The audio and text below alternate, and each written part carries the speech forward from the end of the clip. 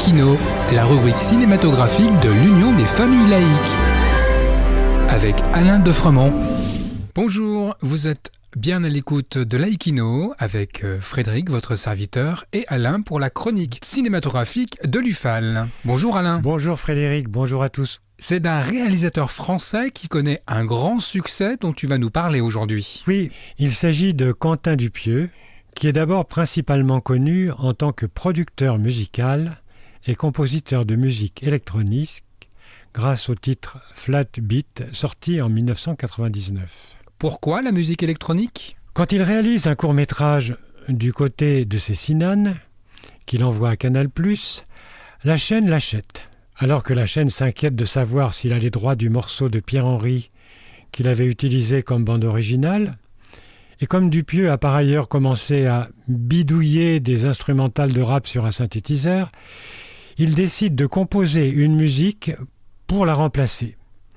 Ainsi naît également sa passion pour la musique électronique.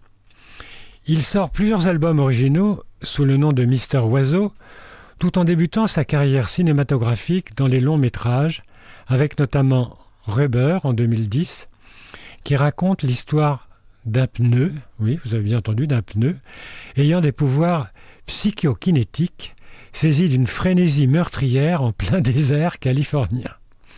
Le ton est donné.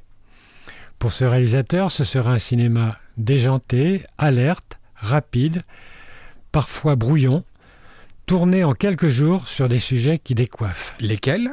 Dans Au Poste, en 1918, on assiste à un interrogatoire farfelu d'un commissaire de police sur un homme accusé de meurtre. Sujet classique, mais traité ici de manière totalement loufoque. Viennent ensuite Le Daim, difficilement racontable, si ce n'est qu'il s'agit des relations entre un être fantasque et son blouson en daim.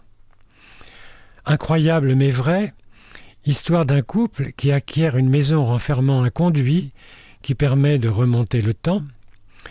Fumer fait tousser, que j'ai revu récemment, absolument irracontable, mais d'une drôlerie jouissive. J'avoue parfois être resté perplexe à la vision de ces films, excepté pour Incroyable mais vrai et Fumer fait tousser, où mon esprit cartésien s'y retrouvait un tout petit peu.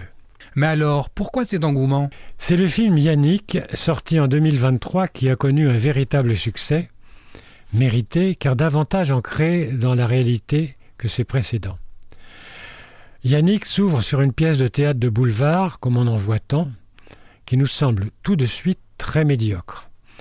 Jusqu'à ce qu'un spectateur se lève, dans la salle, pour haranguer les comédiens et leur dire son mécontentement devant ce qui lui est présenté.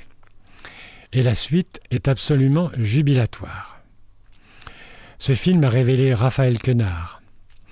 Ensuite, ce fut Dali, fable que je qualifierais de fumeuse sur l'artiste, jusqu'à cette année avec le deuxième acte, récit d'un film dans le film, plein d'humour noir, où les comédiens Léa Seydoux, Vincent Lindon, Louis Garrel et Raphaël Quenard s'auto-parodient pour notre plus grand plaisir.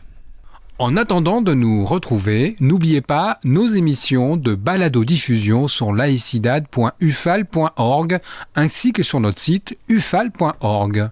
Pensez aussi que nos activités ne sont possibles que grâce à vos dons et vos adhésions.